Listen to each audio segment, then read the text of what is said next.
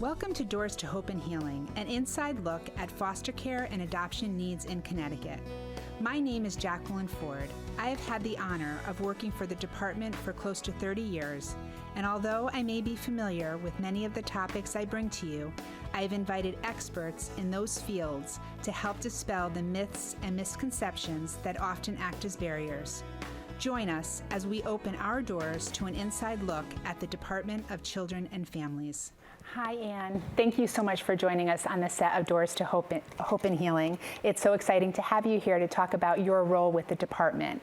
So from what I understand, you're from the Office of Communications, Community Relations. Community Relations. Okay. So tell us a little bit about your job with the department and your role. Okay. So I am the director of the Office of Community Relations, but me and my staff are known as what's called ombudsman. And an ombudsman is an international term that means that you do conflict resolution, you do investigations. We are very different in that we're internal to DCF. Many of the ombudsmen across the nation are outside of an institution, and they do primarily investigations. Many of those ombudsmen are attorneys, and they'll do an investigation. We changed our name from the Ombudsman's Office to the Office of Community Relations because we do a lot more than just do investigations. So I have 2 staff in my office, and we're very busy. We get phone calls, letters. When we're not working remotely, we have people walk in. And we get calls and inquiries from all over the community, parents, foster parents, people that are involved in DCF, people that are outside DCF. So we have legislators, or sometimes it's a interested party, a concerned citizen. And our role is really to have these folks talk about what they feel needs to be resolved, what they're having troubles with. We like to say that we don't take complaints, but we take inquiries, because really our role is to listen to the perspective, offer education. So many of our clients are DCF involved, and they don't really understand the system. It's very complicated. So we do a lot of information, give a lot of information to help people to know what their role is in the department, as they are play a role in the department just like a worker does, or an attorney. We spend a lot of time telling people what their rights are and how they can really do their best to get DCF out of their lives. Many of them don't want to be involved with us. So it's I think the thing that I've learned the most is patience, and really trying to understand why somebody's calling. So we do a lot of questions. So somebody will bring up a complaint or a concern, and we ask for details because we want to be able to understand their perspective. Well, I know that DCF is a complex system, and we use a lot of jargon, a lot of abbreviations, and I know that we at DCF understand the way it functions, but other people don't. So I'm so glad to hear that we have this opportunity to help our families. Can you explain just a typical day in the life of an ombudsman? Sure. We have phone calls because we're working remotely. We'll start with checking the voicemail in the morning. We try to get to people within 24 hours, so it's really important that we keep on that voicemail and making sure that we're taking all the calls. We also get all of the emails that come to the commissioner that really are related to conflict resolution or answering questions. So those come to me, and I either handle them myself or I assign it to one of our staff. And what we do is we always try to have a phone call or a face-to-face. I feel that that's really important to engage people rather than just answering an email and not really understanding what their perspective is. So we'll call people back. If it is an open case, it usually takes anywhere from a half hour to an hour in some cases, if it's pretty complex. We review the record, and then we write up to the administration of that area office or a DCF unit what the perspective is, what people are calling about, what we're finding in any kind of records, and then ask additional questions if the answers are not there. Sometimes it gets resolved fairly quickly, most of the time. And if it doesn't, we can continue, or we actually ask for a meeting for all the parties to come together and kind of resolve. So from getting the phone call to writing it up to sending it out, we keep track of that and make sure that they're resolved.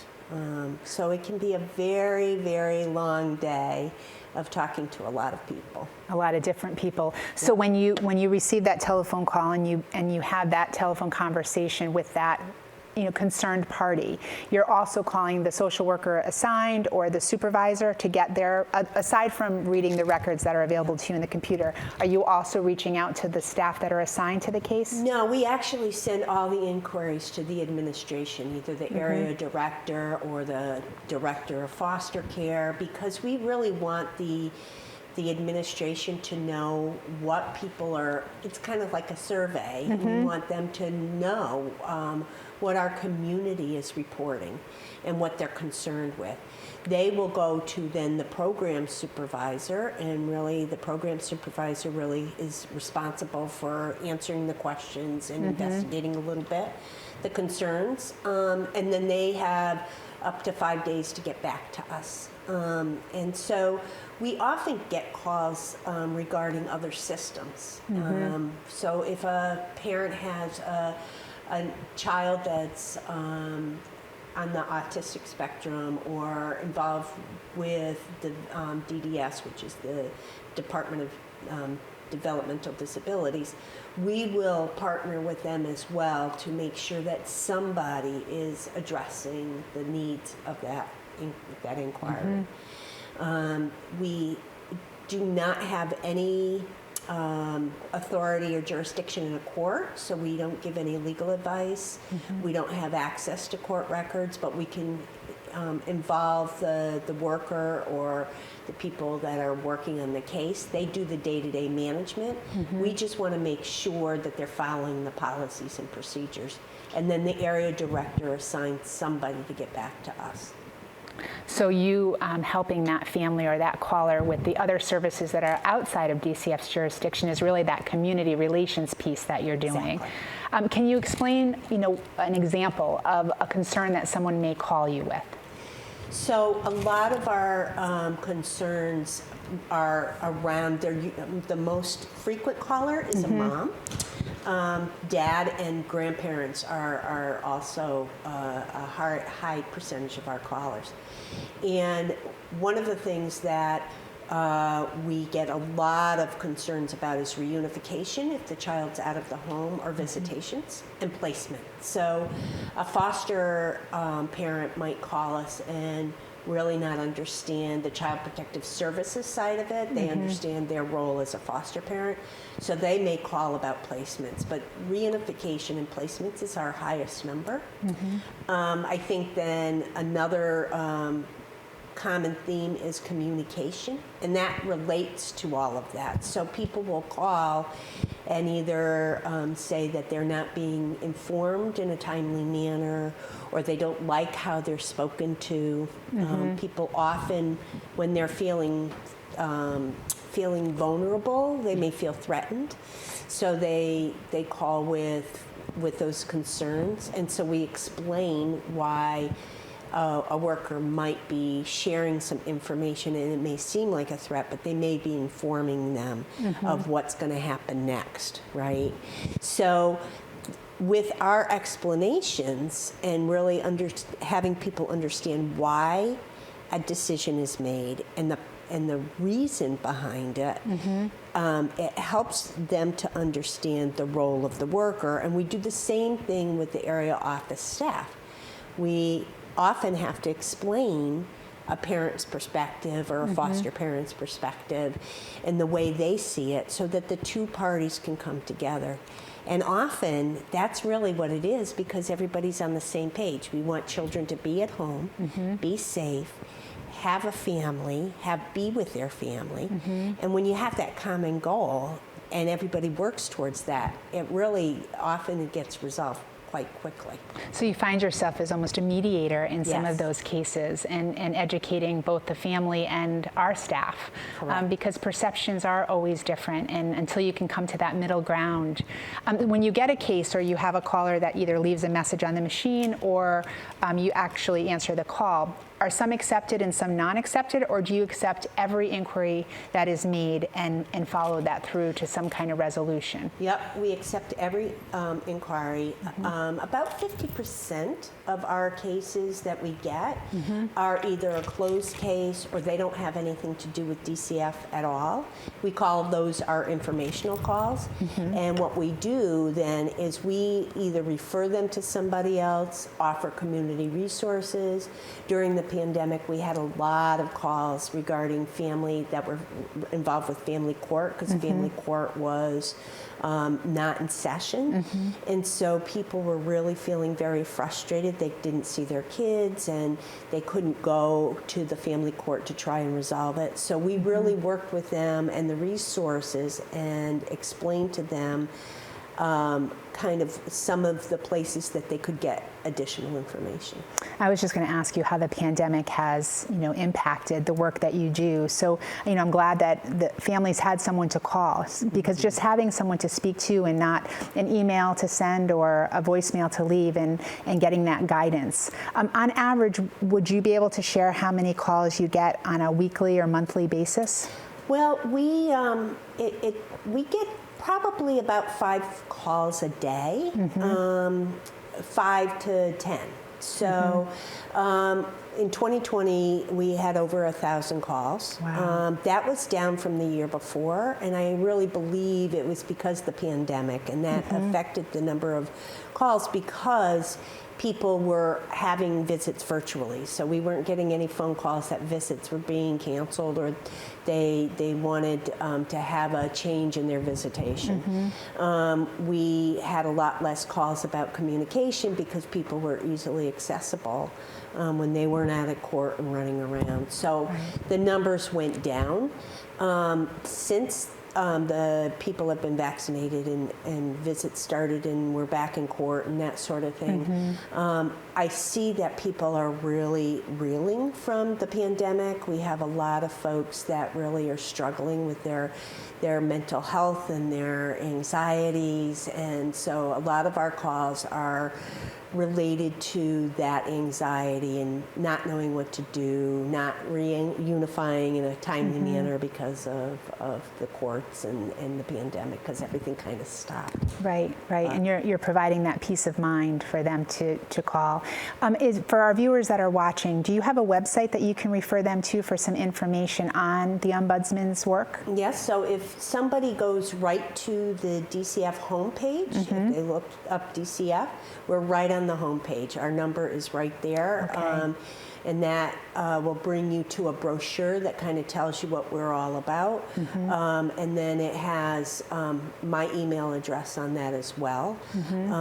So it's easily accessible, and we get a lot of phone calls because we're on the homepage. Yes, you're easy to access.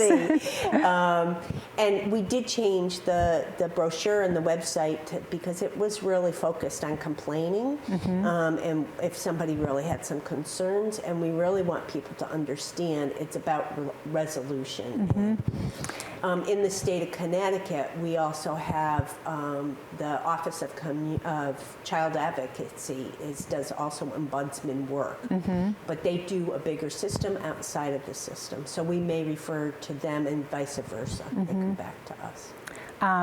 Working together with you and in the Bureau of External Affairs, I think that the key thing that you talked about with the Ombudsman's work is education and educating our community about the work that we do. And that really is the whole theme of Doors to Hope and Healing, is for our viewers to know the many facets of the agency and the wonderful internal work that's happening, and how, especially when people are calling your office, that they're not just, another number, another, person in the state calling and falling on deaf ears. You're talking to these people, and you're helping them not only understand and educate them, but also providing that assistance to getting the resources that they need to be successful, or to be able to navigating our system is difficult, and being a parent who's struggling and at a loss for that time in those moments with their children because they're in foster care, or a relative that isn't privy to the information in a case, and they're looking for just to have a better understanding. It's so wonderful to hear that you're spending that time, giving that time and attention to people who are calling you. Is there any case that resonates with you where you feel as if you had a hand in bringing the interested parties together, the social worker and the regional staff and the family, the child? Is there any case that resonates with you? Yeah, there's actually a couple. There's quite a few. The one that really has stayed with me for years was a grandmother who was taken in 3 of her grandchildren, and she had a grandson that had some special needs. And he really needed he kept getting kicked out of daycares, and really she was struggling with getting the services. And we actually, this is before the pandemic, we were actually able to meet face to face. And she's no longer involved with DCF, but we remain in contact. She's very special to me. But it really showed me how parents and grandparents and relatives try and help each other and be resilient with everything that they struggle with: finances, the environment, the school systems, but yet they are willing to take on that fight and that role. And when she struggles with something, she contacts me. And she also had her son was really trying to get a job, and helped with that. And even though she's not involved with DCF, it really has been a relationship, and that's what we do. When people call, an ombudsman must be unbiased and objective, and that's part of our ethics. And so when you have that seat, you really kind of see the pieces that are broken but could be easily fixed. And she was part of that solution, because she didn't just say, I need this, I need this, I need this. She did her homework. She understood what she needed. She described it, and it was easy for us to say, okay, can we make sure that she gets this? Right. And can we make sure that we're communicating on a regular basis? That was very helpful. So for the people who are watching, if let's just say, someone with an open case is watching, or a grandparent or a foster parent, and they're thinking, I'm going to call this office, what do you recommend they do before making the call to the Ombudsman's office? I know that you're giving sound advice, and you're unbiased, and our ethics are great, and you have such a compassionate heart, and I know that you do your best with the callers that call you or come in to see you. But if someone hasn't tried to resolve it at that regional level, and they're watching our show and they're thinking, I'm going to call, what would you advise them to do before they give your office a call? So you mentioned the regional office. They are responsible for managing the day-to-day. And one of the things that I ask people to do is put their thoughts in writing and really share that with the area office. Sometimes when people talk, there's a lot of misunderstanding. And putting things in writing, and not in a text, but really in an email, for instance, and sharing that with not only the worker, but the supervisor, and the program supervisor often does resolve that. When they come to us, if they've already tried to resolve those things and it hasn't worked, then we'll have that information already in the record. They have that all ready to send to us to what they really have done to try and resolve the problem. The other thing is to really ask questions. Often people don't ask questions, and then they come up with a different perspective. So rather than making an assumption, if they ask questions, they have a better understanding of how things can be resolved. So you're encouraging them to communicate at the regional level, and if it can't be resolved, then they can give the call to the ombudsman's office, and then you'll work with them to resolve that. Correct. That's wonderful. But Ann, thank you so much for being on our show today. Information about how to contact the ombudsman's office will be listed on our TV show, so that people could reach out if they feel that that would be a help to the case. So thank you for joining us. Thank you. Thank you for having me. Next, we're going to watch a clip of some children who are involved with the Department of Children and Families, and hearing their voices and their perspectives on being a teen in care. Thank you for watching. It's really important for foster parents to embrace all different type of ethnic or religion differences. My mom didn't care what color skin I was or where I came from. As long as you can offer child love and you can offer that child respect, that's what they need. Regardless of your gender, your race, your sexuality, be a foster parent. It's not what a foster home looks like, it's what a foster home can give us. Any home is a good home, as long as there's love and support. If you can provide food and clothes and love for a child, then it's a perfect home. You could make a difference in that child's life, and they can make a difference in your life. I have absolutely no idea what my life would have turned out if I didn't end up in the foster care system. The foster parents made that difference.